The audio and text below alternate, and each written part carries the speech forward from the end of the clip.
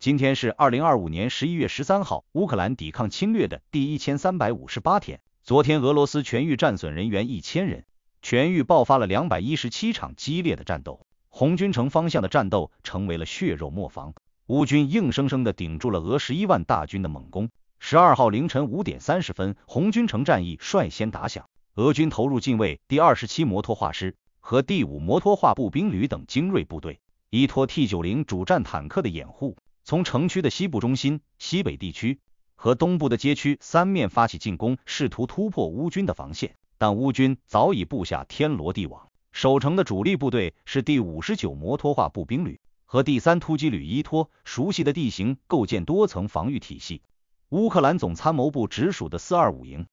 驾驶 M1117 装甲车快速机动补位，国民警卫队第31旅第28团和第聂伯罗第1警卫队等 1.6 万援军形成外围牵制，和城内的第25旅第115旅还有79和68旅里应外合。6点15分，俄军装甲集群刚进入红军城西部的工业区，乌军无人机群立即发起电子战压制，随后标枪导弹和豹2坦克对俄军装甲展开精准打击。7点，战局出现转折点，4架 F-16战机呼啸而至，和地面炮火实施空地一体协同作战，对俄军集结点、炮兵阵地和后勤枢纽进行饱和打击。在城市东部郊区， F-16战机直接摧毁俄军3个火箭炮连，配合乌军 FPV 无人机蜂群突袭，19分钟瘫痪俄军40辆作战车辆和铠甲防空系统，俄军伤亡超过170人。战至深夜，乌军成功守住了城区核心防线，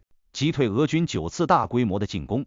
瓦解了俄军快速夺城的计划。扎波罗热战线，乌军以退为进。面对俄军增兵后的猛烈攻势，乌军从5个定居点附近阵地主动实施战术转移，在避开俄军锋芒的同时，依托新构建的火力控制区持续消耗俄军有生力量。14时，乌军远程火力部队精准打击了扎波罗热州俄军补给线，炸毁3座弹药库，迫使俄军放缓进攻势头，有效缓解了正面战场的作战压力。库皮扬斯克北部，俄军试图突破阿林奇公路的防线，进而实现年底前全面占领该市的目标。乌军果断出动战机轰炸卢比霍夫附近俄军集结点，地面部队趁势发起反击，将俄军逼退至城郊防御圈外，在沃夫昌斯克地区。面对俄军不计代价的推进，乌军采用弹性防御加精准反击的策略，利用无人机引导迫击炮摧毁俄军多个渗透小组。苏梅战线，乌军调动海王星导弹和无人机，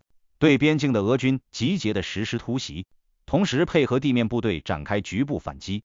成功遏制了俄军的扩张势头，守住了关键交通要道。更令俄军头疼的是，乌军还将战线延伸至俄本土，近100架无人机突袭了俄罗斯12个地区，精准命中了奥伦堡奥尔斯克年产660万吨的炼油厂，还有斯塔罗夫边疆区的塔夫洛伦石油公司等关键设施。其中生产俄军武器零配件的斯塔罗夫罗伦公司遭多次轰炸，直接冲击了俄军后勤补给链条。库尔斯克的决战昨天清晨6点爆发，俄军集结王牌部队发起总攻，第106空降师猛攻列别焦夫卡，第810海军步兵旅，第177海军步兵团扑向小洛克尼西亚以西苏贾西南街区，第34摩步旅第9摩步团在小洛克尼西亚以北展开突击，车臣阿赫马特特种部队从马丁诺夫卡以南穿插，还有朝鲜参战部队1万余人协同推进，但乌军早已布防完毕。第1坦克旅、第17重型机械旅等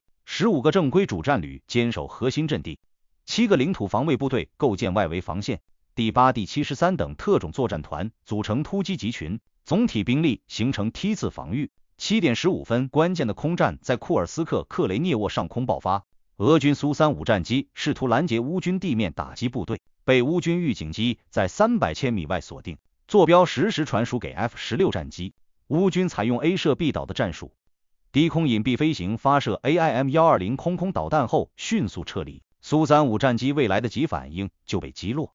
残骸坠落在城郊田野地带。8点 F-16战机再次升空，和地面的海马斯火箭炮实施空地协同，精准打击了马蒂诺夫卡俄军第30摩步团的集结点，摧毁大量坦克、装甲车以及火箭炮，俄军瞬间伤亡突破了800余人。战至午后，乌军第82和95空投旅在库尔斯克东郊展开迂回，切断了俄军第11空投旅的补给线。第47旅依托无人机蜂群引导，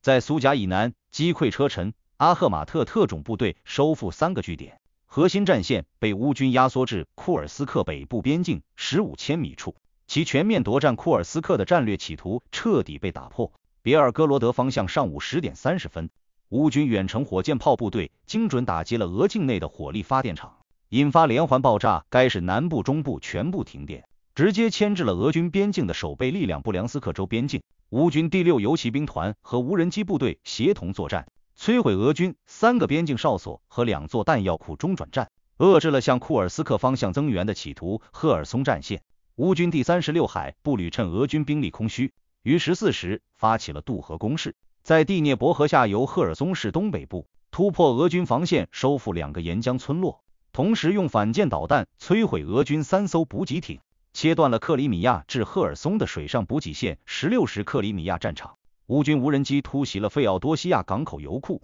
引发冲天大火，持续了5个小时。该油库为俄罗斯黑海舰队主要的油料供应点，直接瘫痪了部分舰艇的作战部署能力。据乌军12日战报显示，俄军共损失坦克装甲47辆，苏35战机1架，各类火炮31门，战线整体向俄境内推进了25千米。同时，国际方面的援助也一直未停止。丹麦14亿克朗的军事援助，德国计划在2026年对乌援助提升至115亿欧元。7国集团外长会议进一步讨论对乌克兰的支持事宜。